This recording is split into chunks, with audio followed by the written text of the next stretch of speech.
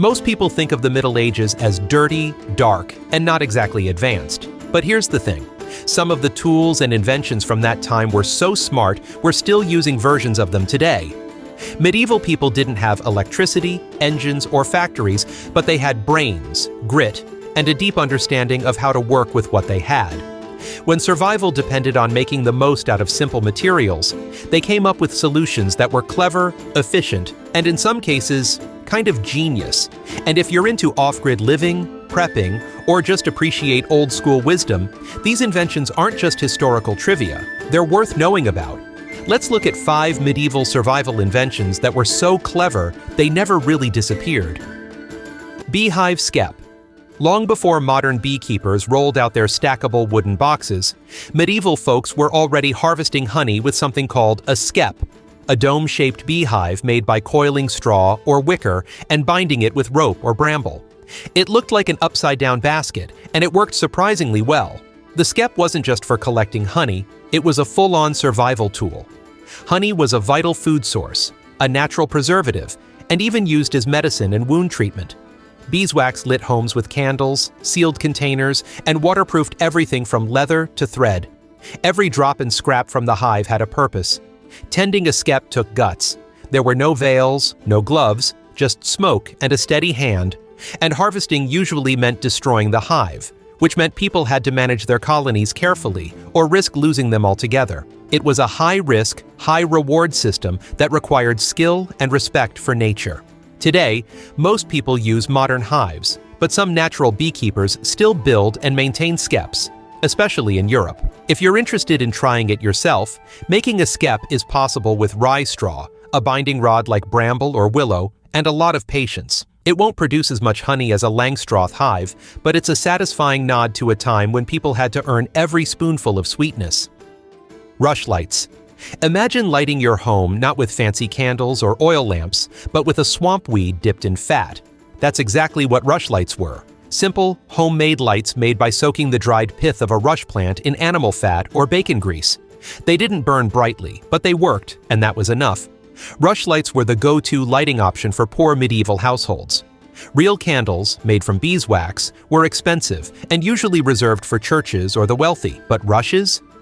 Those grew in the wetlands, free for the taking. All you had to do was gather them, peel off the green outer layer, dry the pithy core, and soak it in fat. Once lit, a single rushlight might burn for 15 to 20 minutes, just long enough to finish a chore or say evening prayers. They were usually propped up in a special holder that angled them slightly, helping control the burn rate. These holders became a common household item in peasant homes. Today, rushlights are more of a curiosity than a practical light source, but they're still used in historical reenactments and by off-gridders who want a completely natural lighting solution. If you've got access to wild rushes, you can even try making one yourself. Just dry the stalks, soak them in fat, and strike a match. It's not glamorous, but it's a piece of survival history that still works in a pinch. Hay box cooker. Picture this. You bring a pot of stew to a boil. Then instead of simmering it over a fire all day, you pack it into a box full of hay. And just walk away. Sounds like wishful thinking, right? But in medieval times, that was a real cooking method, the hay box cooker. And it worked. Here's how it went down. After heating the food to boiling, the pot would be placed in a well-insulated box lined with hay, straw, or even wool. A thick layer of more hay would be packed tightly around and over the pot. The insulation held in the heat, letting the food continue cooking slowly, sometimes for hours, without burning any more fuel. For medieval households where firewood was precious, this was a game changer. It saved resources, freed up the hearth for other tasks, and reduced the risk of food burning or boiling over. Plus, it was safer. You could leave it unattended and come back to a warm, fully cooked meal. Today, the hay box concept still exists. Some off-gridders and campers build their own versions using blankets, coolers, or foam insulation. There are even modern thermal cookers based on the same idea. Want to try it? Boil your stew, tuck the pot into a sleeping bag or a box packed with towels or straw, and seal it tight. Come back in a few hours and dinner's done. No electricity, no propane, just a brilliant medieval hack that's still cooking. Crossbow Winch. Medieval crossbows weren't just cool weapons, they were a crash course in engineering. As these powerful weapons got stronger, it became nearly impossible to draw the bowstring back by hand. The solution? A clever system of cranks, pulleys, and gears, the crossbow winch. Also called a windlass or cranaquin, this device used mechanical advantage to pull the string into place with surprisingly little effort. Instead of relying on brute strength, the user would attach the winch, turn the crank, and let simple physics do the heavy lifting. It's one of the earliest widespread uses of geared mechanisms for personal use, and it worked beautifully. These winch systems weren't just reserved for the battlefield. The technology inspired other gear-based tools in daily life, like well pulleys, hoists, and eventually machinery used in workshops and mills. Wherever there was something heavy to lift or pull, the crossbow winch's principles found new applications. Today, the same concept lives on in car jacks, come-alongs, and winches used for off-roading or towing. Mechanics, hikers, and homesteaders all still use tools that rely on this basic idea, convert small movements into powerful results. It's a reminder that the line between weapon and tool was often pretty thin. And when survival was on the line, medieval people weren't just tough, they were ingenious. Cornstones. Before blenders, mixers, or even windmills, medieval folks had something much simpler and heavier, the quernstone. These were small, hand-powered grinding tools made of two circular stones stacked on top of each other. You'd pour dried grain into a hole in the top stone, turn it manually using a wooden handle, and watch as fresh flour spilled out the sides. It was slow, sweaty work, but it got the job done. For peasant families, having a quernstone at home meant independence.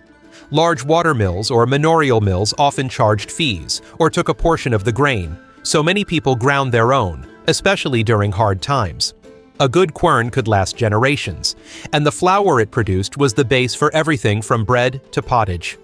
Grinding enough flour for a single loaf of bread could take over an hour of elbow grease, but in a world without grocery stores, it was worth it. Plus, it kept you strong. Seriously, this was medieval arm day. You can still buy or make hand-cranked grinders today, especially in the prepping and homesteading world. And yes, they work on the exact same principle as the old querns. Some modern versions use metal parts and crank handles, but the idea is unchanged. Two surfaces rubbing together to turn whole grain into usable food. It's simple, ancient tech that continues to earn its place in kitchens where self-sufficiency matters most.